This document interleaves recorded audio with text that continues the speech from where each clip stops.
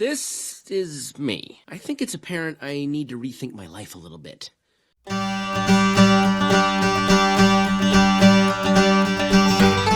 and welcome back to another Breath of the Wild Glitch Run video here. So last episode we completed Divine Beast Bond of Horse and we got ourselves the Master Sword. So I thought today would be fun to showcase another little glitch that was found fairly recently, considering the game's been out for a couple of years at this point. Fairly recently is about 6 months ago or so. And for this glitch, I am currently at the lake tower here, and I believe right over here, yep, is a stable. That you are going to want a stable because you are going to want a horse. I currently have a horse, so I am going to go grab him from the stable here. I'm gonna zip on over. Let's hope this works. It does. Some angles it doesn't quite function right, so just kind of hope and pray. But anyway, the stable is right over here in this nice little valley here. But let's grab the shrine real quick from it so I can warp back when needed. Go. And let's open her up just to give me a warp point. So I'm gonna go grab my horse, and I want to take it when you pull it out. You're going to want to take your horse right to over here. Hello there. So let's hop on the horse and let's fly on over to that blue pin there.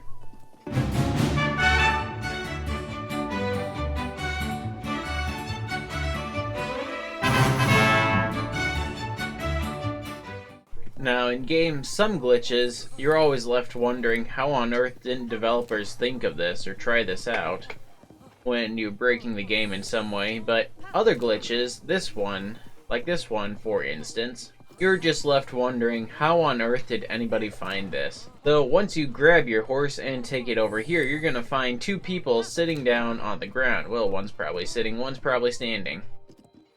So let's walk over to the sitting guy on the right, and you want to talk to him. And he'll talk about that. Got a training program for you for archery on horseback.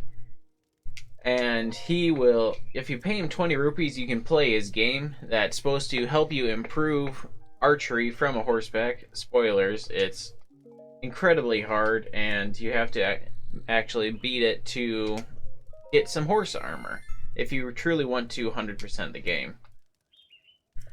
But anyway, this glitch, you want to start the game here, you want to go through all the dialogue, pay the 20 rupees entrance fee, and then he'll warp you over here, and he tells you, shoot the floating targets from horseback.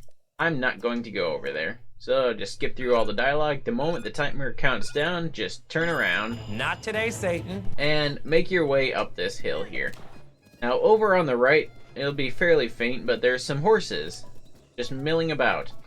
And those are going to be what we do the glitch with. So you're going to want to look for a solid brown or black one usually. Just because I found that the spotted ones and blue ones tend to be tamed immediately once you jump on their back. And our goal is to not to tame them, but to be on their back when the clock runs out. So you want to watch them for a second. You want the timer to run down. I've found about 13 seconds left. And right about now, let's just jump off and glide over. This is the hard part. I've had a lot of trouble with this. Look for a solid colored horse, dark mane usually.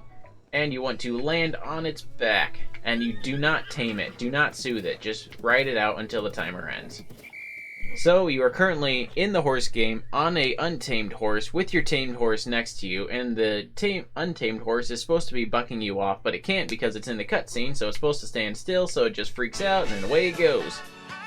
So you can let this play out if you want. If you just sit in the dialogue box, Link will slowly gain height, or quickly in some cases. You can actually get some pretty nice views of the map here.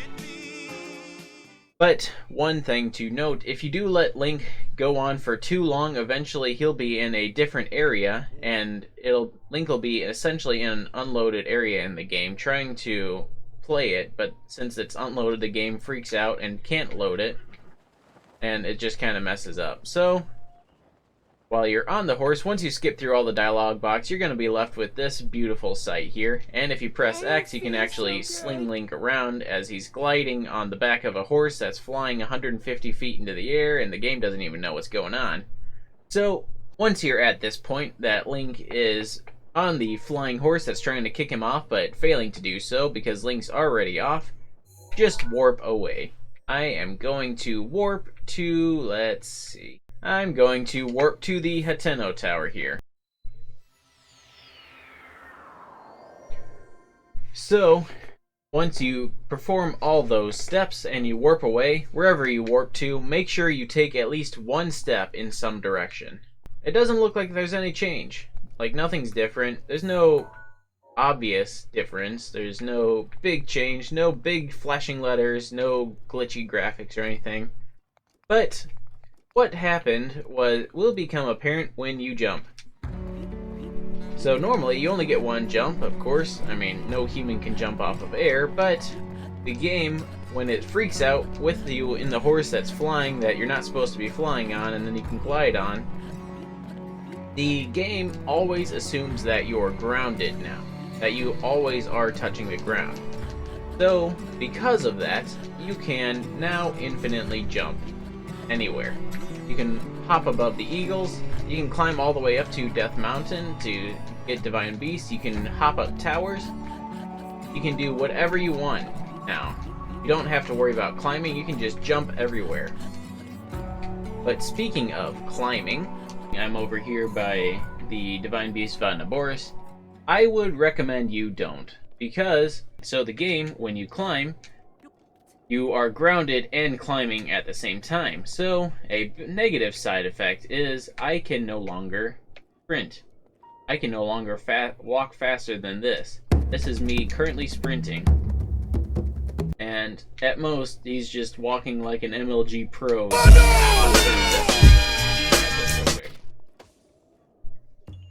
So if you ever do happen to run into a wall and start climbing it, and you find yourself walking like this, just warp away. If you're climbing to get a Korok, make sure to pin it, because you have to warp away and come back. But if you warp away, you can walk around normally, and the glitch is still active. This glitch will remain active through save files, through loading screens, through cutscenes, all of that. The only time it is cancelled is if you get on another horse, if you get on the Master Cycle, or if you completely close out the game and restart the software. And the reason that I said that when you warp somewhere you want to take a step in a direction is because I have found if you are standing still and you jump, you're stuck. Like I said, you can't move, I can't do anything, I can't sprint. I can swing, but then I'm stuck swinging. And there's nothing I can do right now. I don't know what I expected. So, just make sure to take a single step somewhere and you will be fine. So, let's actually use this to break something. Let's go grab one tower, and that should be good for the length of the video, I believe. So, normally I would bomb impact launch to go grab the tower. It is, I believe, somewhere in this direction, but you can, in fact, just jump your way over there. Bomb impact launching works well, except when you're trying to go vertically. It's a lot harder for that to go higher than it is to continue in a straight line and slowly descend. But with this, you can just hop up anywhere, and you can gain a ton of vertical height. If you want to gain a lot of height, I've actually found if you shield, you can jump much faster. But you don't go forward as far. So dead ahead in the sunlight there, it's really hard to see with all the orange, but I'll put an arrow on it.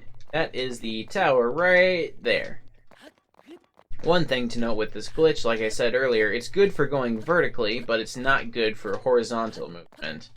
Bomb impact launching works well horizontally, but not great vertically, so it's just knowing when to incorporate each. Because with this, you're stuck at Link's walk speed, which works on the ground, but up in the air it feels much slower just because things seem to be moving by you slower, because they're farther. So let's continue my way all the way over to the tower.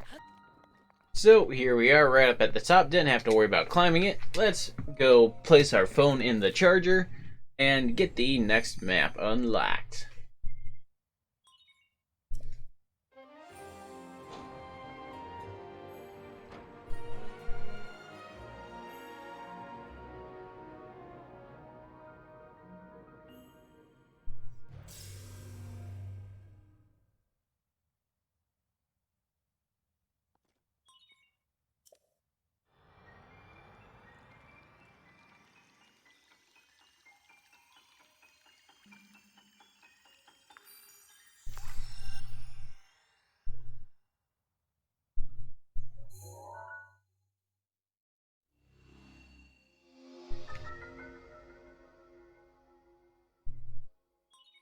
So now we got the lava part of the map unlocked.